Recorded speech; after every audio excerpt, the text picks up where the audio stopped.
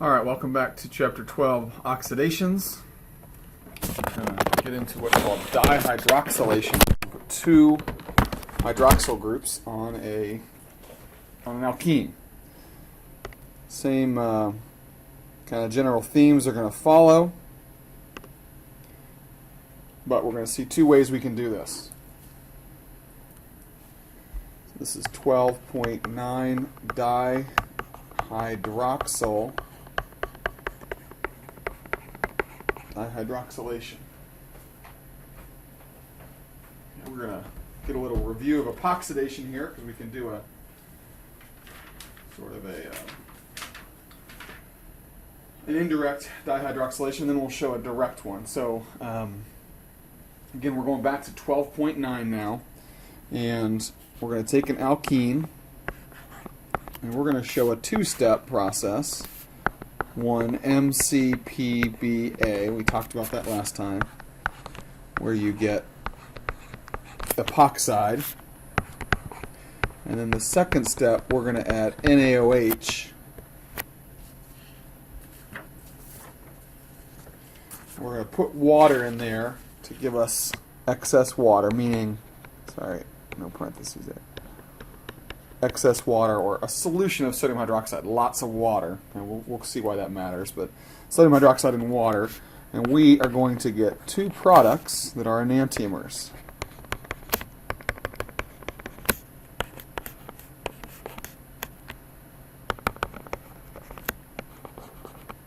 Shown there. Okay.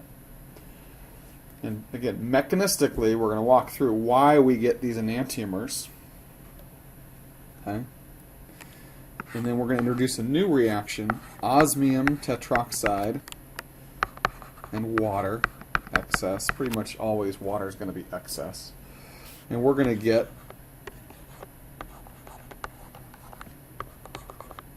syn addition. Okay, in this case, it's a meso compound, so you can draw the mirror image and it's the same thing. But in an unsymmetrical alkene, you would also get enantiomers, but you get syn. The OHs are on the front face together instead of trans over here. Okay, you get cis. So syn and cis, this is called syn addition. This is called anti-addition. And you get cis products and trans products. Okay, so we're going to go over both of these. Let's do the MCPBA first. This will be review of the epoxidation. Okay.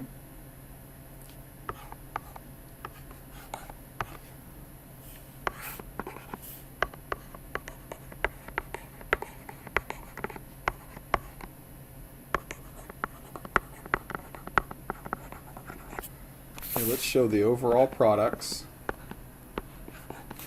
And for the sake of space, we may need to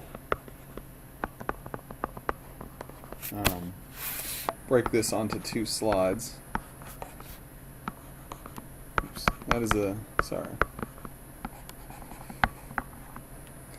That's a dash over there. That bond is a dash, and that's a wedge. Okay.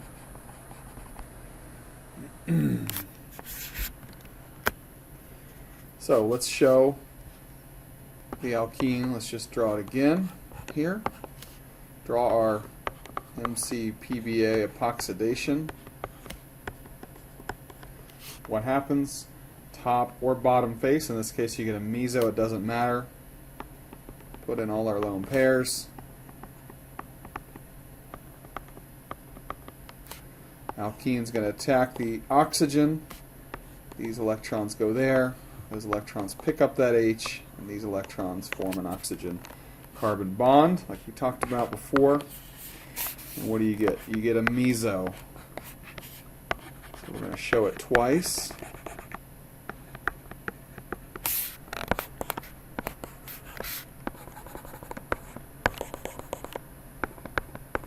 And you could just as easily show them both back. Okay. But here we're going to show that the sodium hydroxide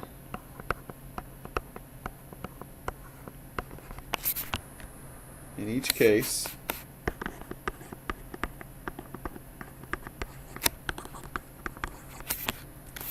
This one over here is going to attack SN2-like, pops that open. Okay, bromonium Epoxides in general, we've got a basic nucleophile. Same, if there was a choice to go to the less sterically hindered. Okay, so that's SN2-like. What do we get? We just get the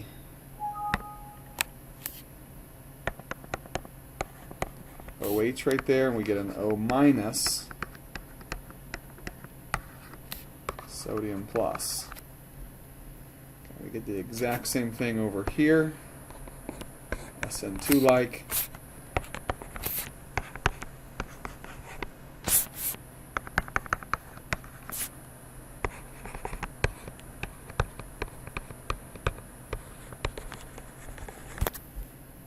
Okay, and this is where the excess water comes in. When you've got a lot of it, you get the equilibrium is going to end up pushing things toward the products. Same idea over there. Just get deprotonation of water. What do you get? You get sodium hydroxide. Okay, so again, practically speaking, you might add some acid to quench this to fully protonate and all that, but the water will excess water, eventually the equilibrium will go to the products, and you'll have some sodium hydroxide left over. Okay, so, but that's the idea, is that you do epoxidation first, and then you do inversion of that carbon-oxygen bond, and you get the anti, we call it anti-addition. We get these two trans enantiomers. Okay.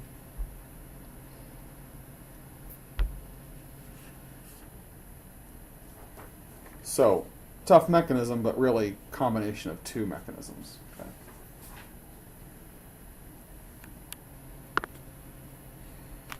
All right, let's look at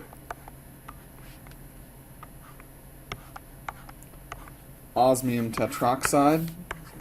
Funny new type of metal reagent.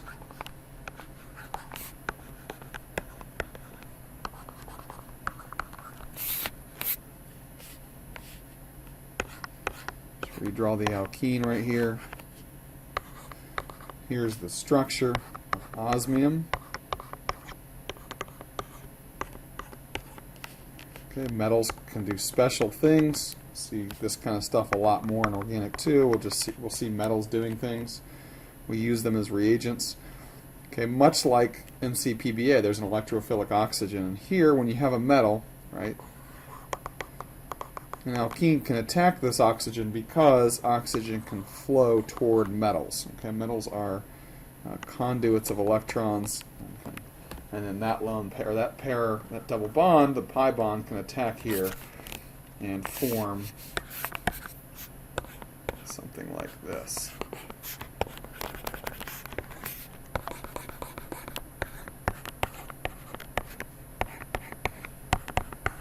If we keep track of our electrons, there's a pair on that oxygen, and we're just going to say water is going to attack that metal and break those osmium oxygen single bonds. Okay, so not much of a mechanism really. It's this part. This is the mechanism. Okay, that structure. Okay. Let's do the same thing with KMNO4. It's basically the exact same mechanism.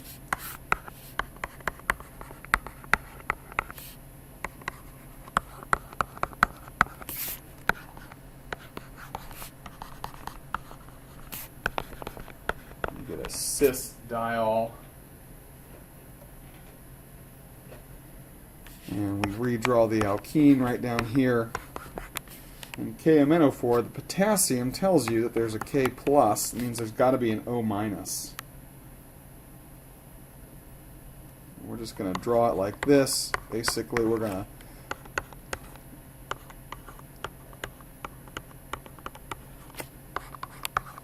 show everything basically the same, except that it's manganese instead of osmium, and there's an O minus, just the oxidation state of manganese. If you look at these two, they're in different different columns on the periodic table. So, same idea.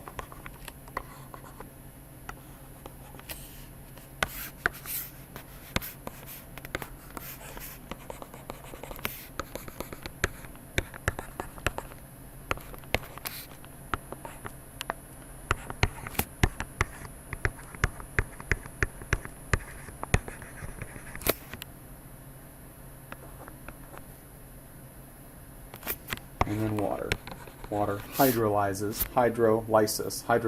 the manganese oxygen single bonds, and you get these products after equilibrium and things like that. Okay. Really, the main thing with these guys is predicting products. Okay. With osmium tetroxide and potassium permanganate. So 12.10 is oxidative cleavage or bond breaking of alkenes. And we're actually going to go through a much more detailed mechanism than what they show in the book. Okay, they skip from the molozonide, or what's called a primary ozonide, to the secondary ozonide. I'm going to show those, but I'm going to show in between things. Okay, so but basically we're going to see an alkene do similar things of adding to it, but then it's going to break down differently. So I'm going to show you an alkene. We're going to treat it with ozone.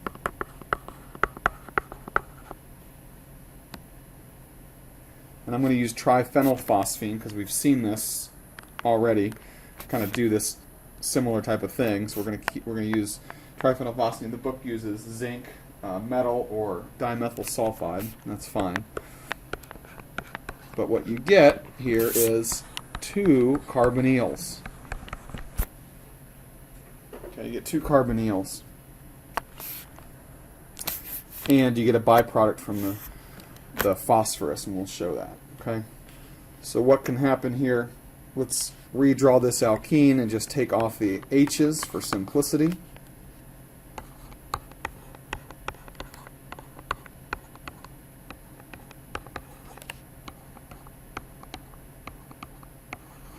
This is the structure of O3. You need to practice drawing that out.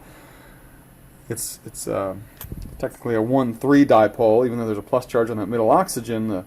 The two ends of the oxygens on the ends are more reactive. So this O minus, again, think of alkenes. They're electron rich. What do? This oxygen is electrophilic. Doesn't look like it, but what's a plus charge on oxygen mean? It means that electrons want to flow toward it. Okay, and then this oxygen is nucleophilic and it's going to attack that carbon. So instead of MCPA forming a 3-membered ring, we form a 5-membered ring here. It's called a cycloaddition, a 3-2, so 3 atoms plus 2 atoms, cycloaddition. Okay, and we get what's called an ozonide.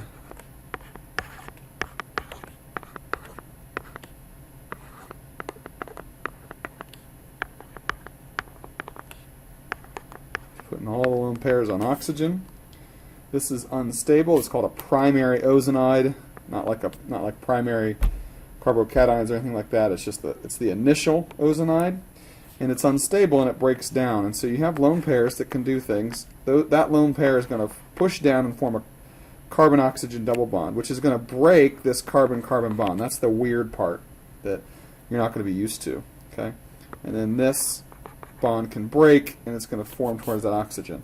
This is a good example, though, of following the arrows. The arrows that you push, you have to follow them. We've broken a carbon-carbon bond. We formed an oxygen-carbon double bond. But we have not broken this oxygen-oxygen single bond. Okay. We have that on the left side. And then what do we have on the right side? We have a carbonyl. Now, we do have one of the carbonyls already, but this is going to interact now with this carbonyl oxide. Over here, this is called a carbonyl oxide. Right? It's the oxide of a carbonyl. And so what we're going to do is we're just going to flip this thing around. Okay? So these two things form, and then we're going to flip it around. And I'm going to show it right here. All I did was flip it around. So this is gone, and I just flipped it in space, right? What do you know about carbonyls? Not a lot yet, okay, except there's a dipole, partial minus on the oxygen, partial plus on the oxygen, or carbon, sorry. This O minus can attack here, okay. This lone pair could attack that carbon, right? Plus charge on oxygen means electrons want to flow toward it, okay. This lone pair can attack there, and then these could flow up, but we abbreviate that and show it attacking. So we show 3 arrows, okay? There's a lot of similarities between these oxidation reactions, so you spend time working through them, okay? So we flipped our aldehyde around, or our carbonyl, and we got another 3 plus 2 cycloaddition, 3 atoms plus 2, to give us a secondary ozonide, which is much more stable.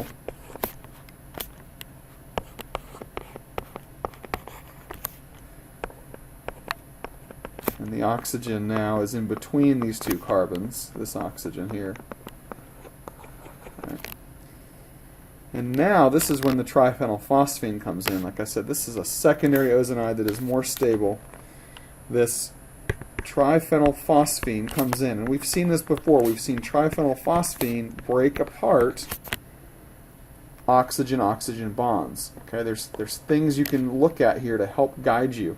This bond right here that I'm circling with my cursor is weaker. It's a heteroatom bond.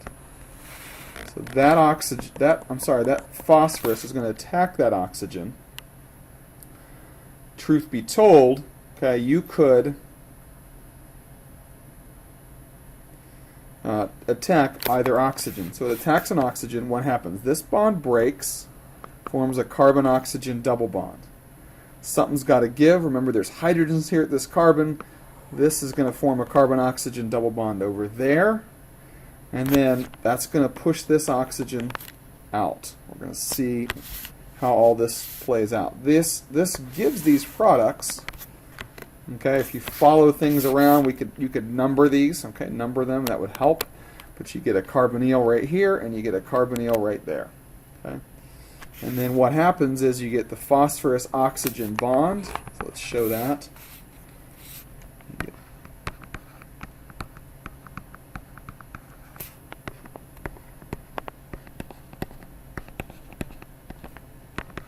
And there's a resonance form of this. Okay, we've shown this before. Triphenylphosphine oxide. Okay, that's the byproduct.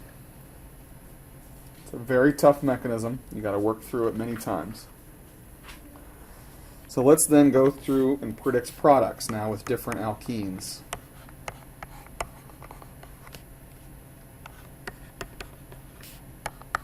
Take this tri-substituted alkene.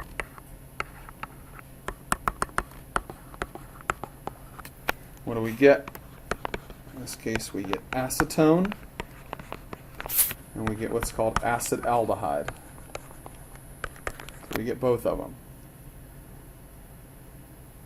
And we get triphenylphosphine oxide. Okay? So if you think about it, you got 3 oxygens here on ozone. 1 goes with each carbon. Okay? You're not losing any carbons. 1 goes with each carbon. The extra oxygen goes with the phosphorus, if you want to kind of disconnect things that way. Got a disubstituted, geminal disubstituted, same conditions.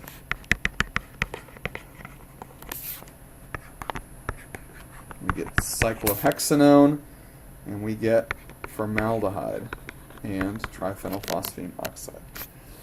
This one I want to give you as a take-home.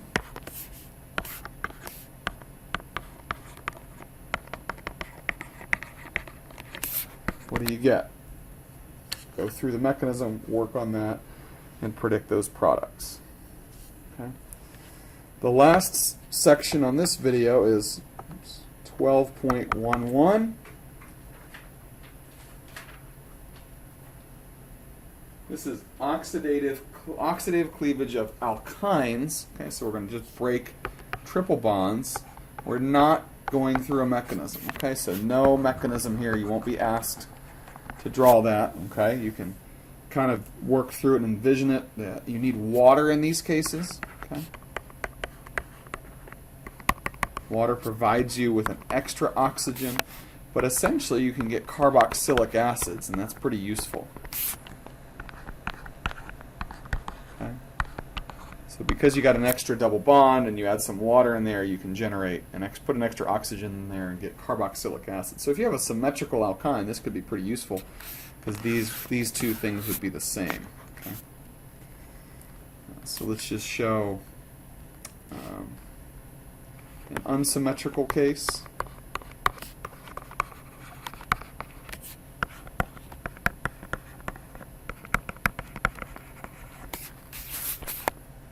H2O is always going to be excess. Doesn't really matter. You get acetic acid, and you get what's called propionic acid. Okay? You get those two things. And then finally, if you have a terminal alkyne and you do the exact same conditions, this is drawn O3, H2O, you get a carboxylic acid over here.